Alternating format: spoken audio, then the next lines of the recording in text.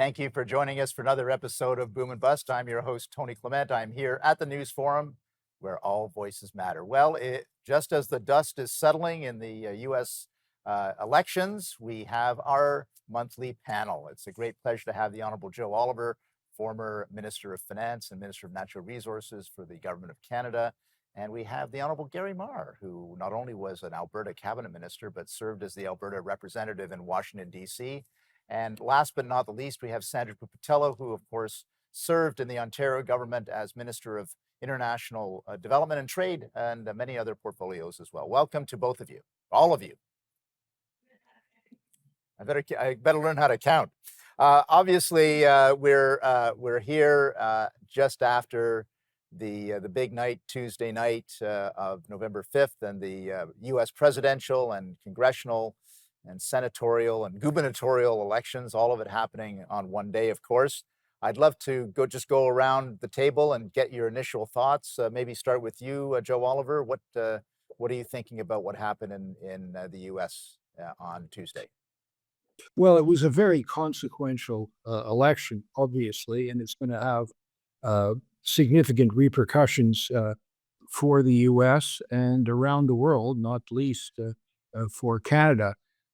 It'll impact economic policy, um, policy directed towards natural resources, and foreign policy. And some of it is predictable, even with a leader who is not normally defined as terribly predictable, but there's some of it may surprise, and there may be some constraints. Whether the Republicans can keep the majority the House, in the House of Representatives, will be, I think, important, because now they've got the majority in the Senate, and so if they get the House as well, the president will be able to move forward unbridled with some of his policies, a number of which can, be a challenge for Canada, in particular, trade. That isn't to say that I do want to get into trade, definitely. So maybe hold your powder on that, because that's a big a topic to get into as well. Maybe I'll just keep going around the table first, getting initial impressions. We'll turn back to trade for sure. Gary, your thoughts on the matter?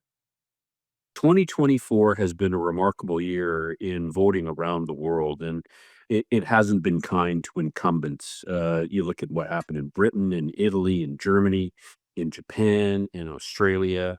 Incumbents have really been battered badly, and the United States was no different. There's lots of things that perhaps Kamala Harris could have done differently in terms of the campaign, but there was this irresistible need for change, in my opinion. And when she said, or declined to say that she had any regrets about the Biden administration's decisions and policies, and said, no, nothing comes to mind, that might have been the nail in the coffin of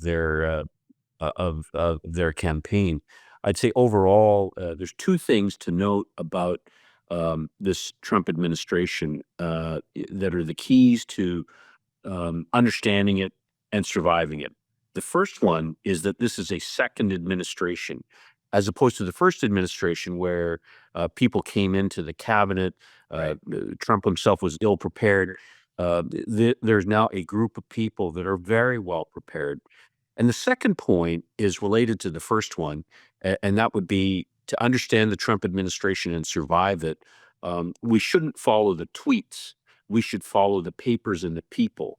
And so some people will recall in the last couple of weeks, Mr. Trump said that his solution to the California water crisis was turning on the faucets in Canada. Well, there's no paper trail of any of the analysts that have been working on his papers, and so that's not going to happen. I think we can reasonably safely ignore that.